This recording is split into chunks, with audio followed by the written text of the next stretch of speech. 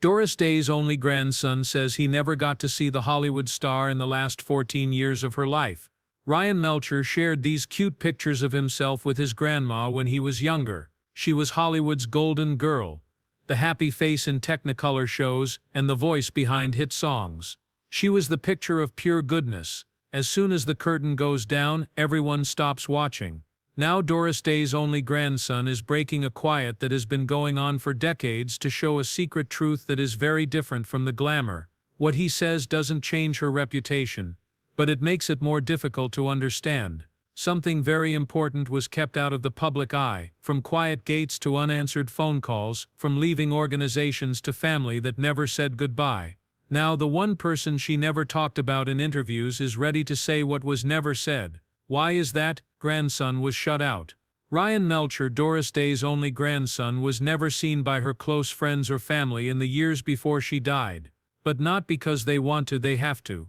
As a straight descendant of the Hollywood star, Ryan had nothing to do with her last years, planning her fortune, or even her public farewell. When she died in 2019, there was no family get-together, no last goodbye, and no special message from grandma to grandson. The woman who sang about love and connection left behind a broken legacy. Her only live child was not allowed to be a part of her funeral, or any of the legacy institutions she set up. This absence wasn't just hurtful. It was also a sign. Ryan, who had the same bloodline as her and was named Melcher, was also not allowed to help build the Doris Day Animal Foundation, which she had worked hard on for decades. Later he said that Day's longtime business manager Bob Bashara had changed the foundation's leadership and purpose by getting rid of people who were closest to Day's original vision and replacing them with followers. From the outside, Ryan saw that everyone was still celebrating his grandmother's life. While he stayed unwelcome, unheard and unnoticed, he was a live memory of a story that wasn't finished. The breakup is especially sad because Ryan and Doris used to be together, especially when Ryan was a kid. In 1997, the actor's parents filed for divorce.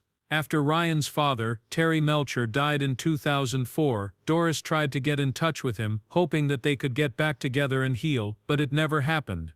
That chance to put things to rest both emotionally and between generations was lost. Ryan came to stand for many things: unfinished business, family ties lost to time, fame, and too often the walls built to protect public figures loved by many. As Ryan Melcher raises a child, he thinks about both the family he comes from and the family he is making. Even though his grandma wasn't a part of his adult life, her influence lives on. It makes things more difficult. The sickly sweetness stood in stark contrast to Doris Day's somber public image.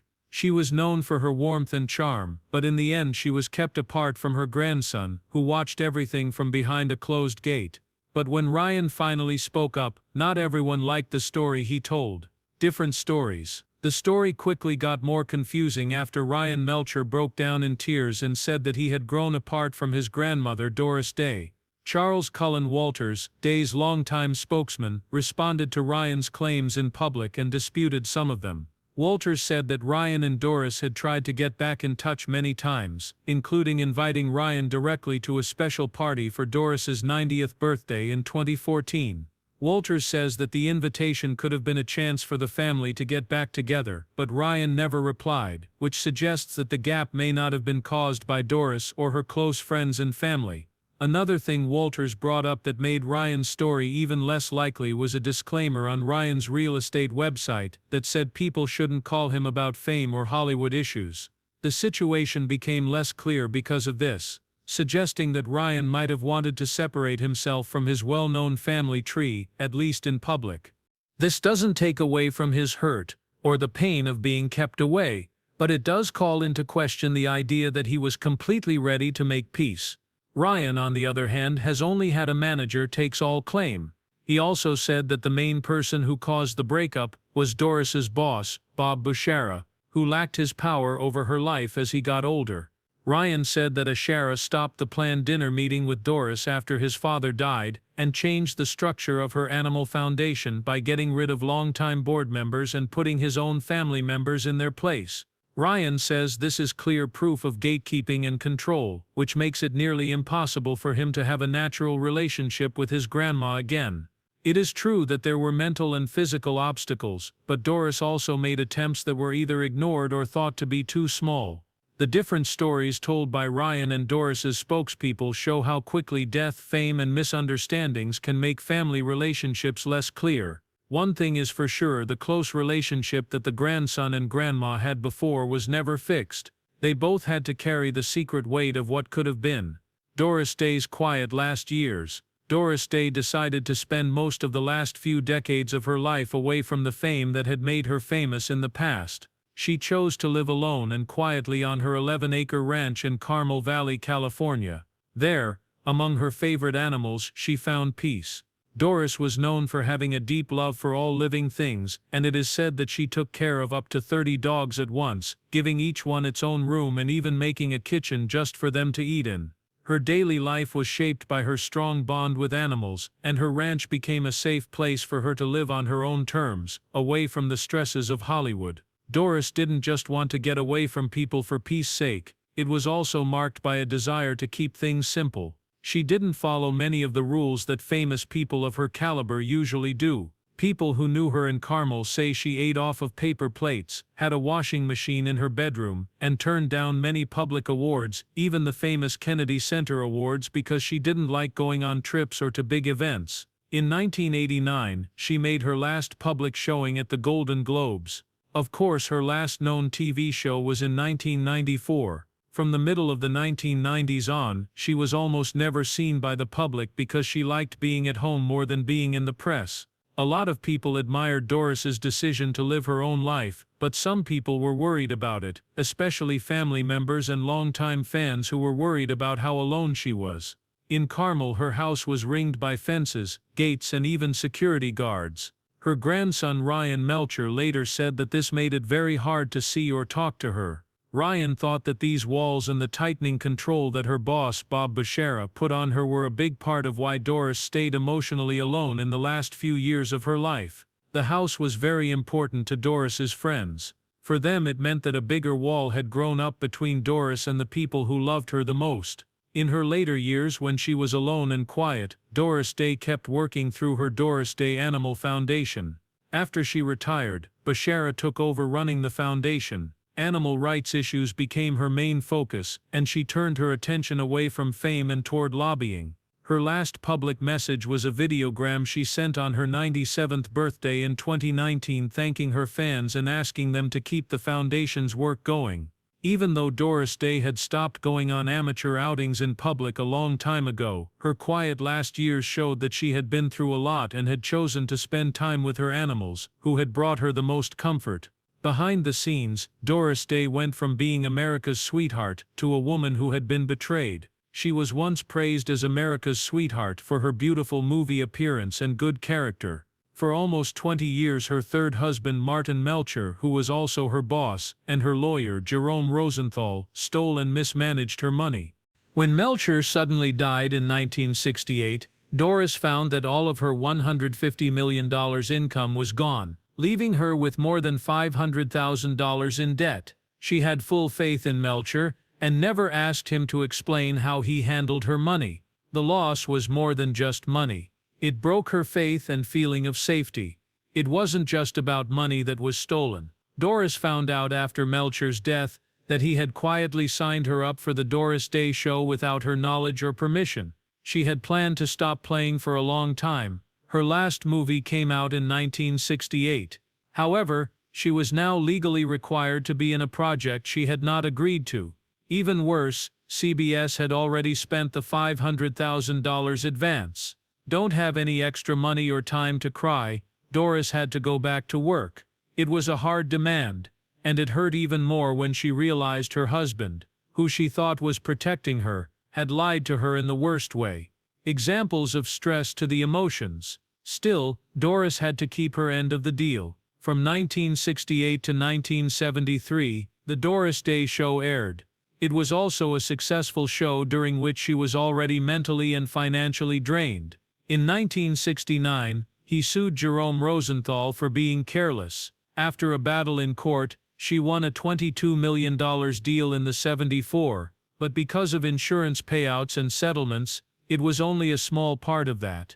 Not only did it hurt her bank account, but it also hurt her trust in their close friends and family, not just in private, but also in public. Because Melcher lied to her, Doris had to start over in front of everyone. This dark time in Doris Day's life is still remembered as one of the most shocking examples of how celebrities were mishandled in Hollywood history. Doris brought joy and happiness into the lives of millions of people through her acting, but her personal life was filled with deep pain and abuse. But she stayed true to herself, and didn't let the betrayal change who she was. She found meaning outside of Hollywood, where she lives quietly and cares about the well-being of animals. That she was able to stand on her own after such a terrible event shows how strong she really is behind her happy exterior. A warning that even stars can feel sad sometimes. Health fights. A lot of people loved Doris Day for her beautiful smile and happy personality on screen, but not many people knew that she had severe anxiety, sadness, and panic attacks for a long time. In the 1950s, when she was at the height of her fame, she suffered in quiet and was often too stressed to speak, even though she was making hit musicals and comedies. She had so many problems at times that she thought she had heart disease, even though the symptoms were really just signs of serious worry. Doris later stated that she tried to deal with her problems by drinking too much and staying away from public events instead of getting help. One of the most telling signs of her mental health problems happened in 1954, when she was making the movie Young at Heart with Frank Sinatra. Sinatra had to calm Doris after she broke down in tears on set after a moving scene. In retrospect, she said that she thought she was about to lose it. These crashes happened more than once. In 1952, while shooting I'll See You in My Dreams, she had another severe panic attack that made her think she was physically sick. Despite these repeated episodes, she didn't go to therapy until much later in life because of the social stigma surrounding mental health at the time. Doris didn't start going to therapy until 1971, when she was almost 50 years old. She worked with a therapist for the next 4 years to deal with the abuse and mental pain that had been pushed down for a long time. It made her feel better and gave her peace of mind, which she had been missing for a long time. She talked openly about these good effects later in life. That moment changed everything for a woman who had spent her whole working life hiding her pain behind a happy face that millions of people got mixed up with real happiness. The story of Doris's life is a powerful warning that fame doesn't protect you from mental pain. It was hard for Doris to deal with her own problems while she was breaking box office records and becoming one of the most famous stars in American history. When she finally went to therapy, it helped her get back on track emotionally, but it also brought to light the price she paid for having the perfect public image. By telling her story after she had already died, Doris Day spoke for many others who were suffering in silence. She showed that being strong and vulnerable can go together, even in Hollywood. Behind the scenes, her biggest fights weren't with herself, but with the people she was closest to. She had a lot of dangerous situations in her life. Doris Day's personal life was ruined by a string of very bad relationships. Her first husband, musician Al Jordan, whom she married when she was only 17, was the first. Even though her mother told her not to, Doris thought the marriage would make her happy. Instead, things quickly got physical. Jordan was furious on their wedding night when she saw Doris thank a coworker by kissing them on the cheek. He dragged her through the streets and beat her badly when they got back to their hotel. During their short marriage, the abuse got worse and worse, until it reached a frightening peak when Doris was 8 months pregnant. Jordan hid a gun with a bullet in it in his car and planned to kill himself, Doris, and their pregnant child. By calming him down, Doris almost caused a disaster, but the stress she went through changed her life. In 1942, after giving birth to her son Terry Melcher, Doris tried to save her marriage by hope Jordan would change. When he started to act mean toward their baby, though, she got the courage to leave. Sadly, her second marriage to musician George Widler in 1946 didn't make things better. Even though the relationship seemed promising at first, Widler grew detached and uneasy as Doris's career took off. He had a hard time with her fame, and didn't like being known as Mr. Doris Day. 8 months into their marriage, he asked for a divorce, saying he couldn't handle how famous she was becoming. This was the final blow. The sudden finish made Doris sad and disappointed once more. Martine Melcher was Doris's third and longest marriage. They got married in 1951. She thought she had found a safe place to be. Both her husband and Jerome Rosenthal were in charge of her career, someone she believed could handle all of her work and money issues, but this trust led to the worst betrayal of her life. During their 17 years of marriage, Melcher and his lawyer Jerome Rosenthal wasted almost $150 million in her earnings. And Doris owed Melcher a lot of money by the time he died in 1968. Besides cheating her out of money, he also quietly signed Doris to his TV show, The Doris Day Show, without her knowledge, making her work even though she wanted to quit. For all of her life, Doris Day was portrayed as the epitome of happy positivity. The truth is that her love life was full of lies, betrayals and trickery. Each relationship leaves scars in the form of physical abuse, loss of money and severe mental stress. Even though she had been taken advantage of for a long time, Doris was able to get back on her feet and take charge of her life. She put all of her energy into becoming known as an animal rights activist and getting better through treatment.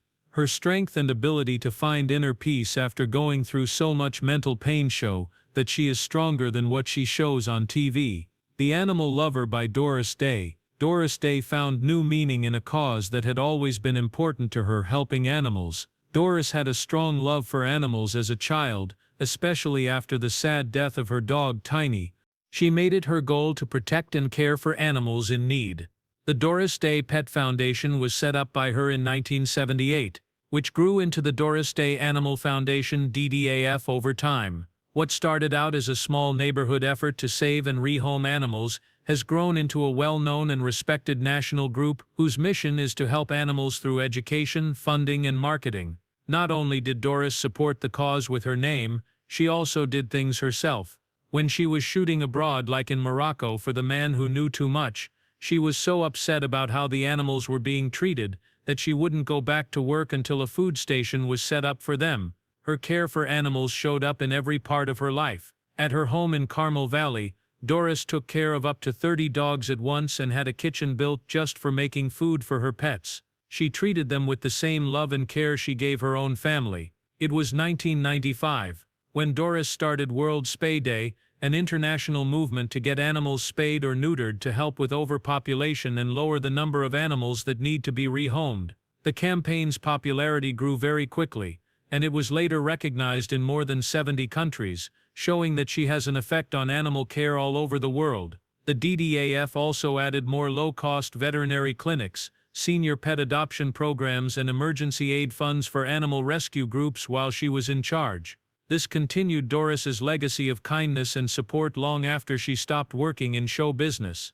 On the contrary, Doris had stopped appearing in public during her last years, but she was still a strong supporter of her foundation. She felt very much at home in Carmel with her animals, and she continued to fight for animal rights laws and efforts to raise awareness. Her last message to the public, which she sent on her 97th birthday in 2019, wasn't about her work or personal achievements. Instead, it was an emotional thank you to all of her friends for supporting her charity and the work it does. In some ways, Doris Day's legacy goes on through her movies and songs, as well as through the lives of the many animals she helped save and protect. The talented son, haunted by darkness, Terry Melcher, was Doris Day's only child. He was a talented and important music producer who helped shape the sound of rock in the 1960s. Terry was born on February 8, 1942, and Doris raised him most of the time after she left her cruel first marriage. When he was a young adult, he made his own way in the music business. He worked with famous bands like the Byrds and produced their hit songs Mr. Tambourine Man and Turn, Turn, Turn. He also worked with Paul Revere and the Raiders, and later with the Beach Boys. In 1988, Kokomo, their last big hit, became their first #1 song in 22 years and was produced by him. Even though Terry was successful, his life turned bad in the late 1960s. Terry met Charles Manson, a wannabe singer and group leader,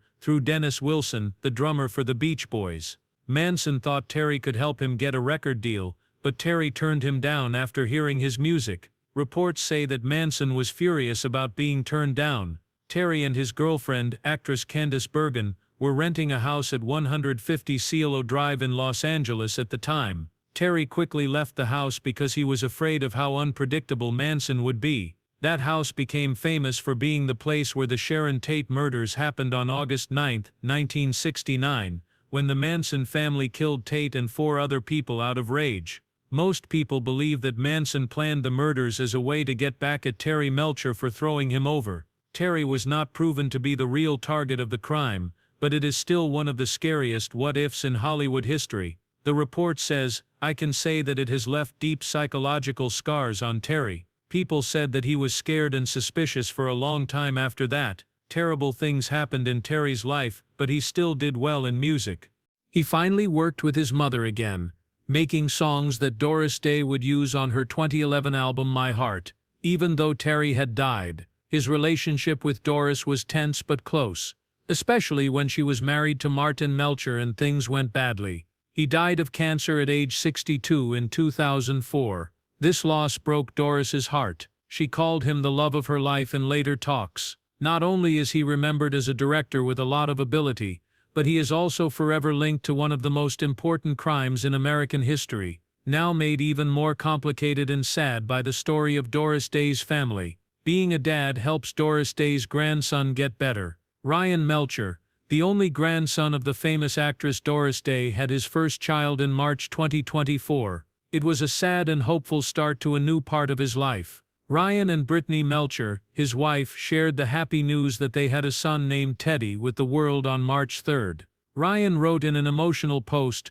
"Father would be so proud." He was talking about his late father Terry Melcher, who was a successful music producer and Doris Day's only child. "Not only was Teddy's birth a big event in my life, but it was also the continuation of a complicated family history that had seen both happiness and sadness." Ryan's touching tribute to his dad shows how close he still feels to him. Terry had a big effect on Ryan's life, even though she died of cancer in 2004, and Ryan has talked openly about how much he admires his father's work in music and how close he is to his famous grandma. Ryan and Doris had grown apart after Terry's death, but the birth of his son seems to have brought them back together. It's a symbolic link between the past and future generations of a family that was once broken by fame, misunderstandings and loss. People became interested in Ryan's split from Doris Day after Doris's death in 2019. Ryan said he hadn't seen Doris in 14 years and did not hear about her death from family or a personal call. He found out about it on Facebook.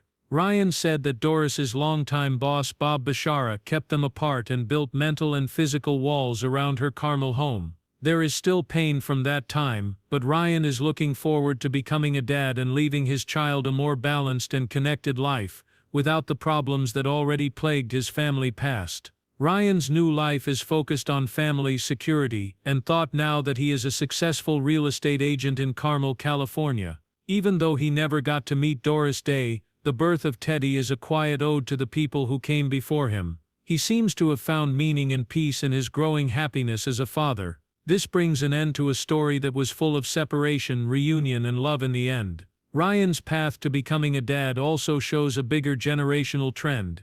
People are actively trying to heal from early stress instead of just assuming that it will happen. During talks, Ryan has talked about how he wants to teach his son to be emotionally open and break loops. He once said, "Legacies are not what you get, it's what you decide to keep and what you decide to get rid of." The full story of Ryan's grandmother shows a lot more than meets the eye. Ryan found peace in being a father, the story no one told. The people thought that Doris Day was wonderful, smiling and singing, and giving screens a beauty that's almost surreal. But behind that picture was a woman who had been through a lot of terrible things in her life, from cruel relationships and financial betrayals, to years of mental health problems and being alone all the time. As a child, she went through a lot of terrible things, like being abused by her first husband, being emotionally abandoned by her second husband, and finally being cheated on by her third husband, who ruined her finances and stole all of her money. These problems were kept secret during her years as a star, and only became public much later, showing a side of her that was different from the glamorous image she had on screen. But it was clear that she was strong. In the midst of disaster, like when she learned her brother had died while on tour, or when she recorded Secret Love the day after a fight with her husband. Doris turned her pain into strong performances. Love in Secret, the song, which won an Oscar and later became an anthem for the LGBTQ+ community, was recorded in one take while Doris was clearly upset, which shocked everyone in the studio. It was in these raw, vulnerable times that she made some of her most famous work, which touched fans in ways that went beyond the carefully controlled image Hollywood had built around her. In her later years, Doris spent almost no time in public. She went back to her ranch in Carmel Valley and lived with animals, which were her true love. She did a few interviews, but turned down public awards. She was said to keep her close group of trusted friends and family small. This separation, which was meant to be calm, turned into a source of conflict and confusion, especially for her grandson Ryan Melcher, who wasn't allowed to visit her after his father died. His 2019 admission that he learned of Doris's death through Facebook changed how people saw the privacy and emotional distance that marked her last years. As we read Ryan's story and learn about Doris Day's hidden life, we are asked to look deeper than fame and see the whole people behind the stars. These facts don't make Doris's impact less important. It gets better. She made it through. A woman who got through hard times in her own life, while also making the world smile, laugh, and be beautiful. From her life, we can learn that feelings and quiet often go together, and that behind the most loved faces may be stories of great strength, hidden sadness, and lasting hope.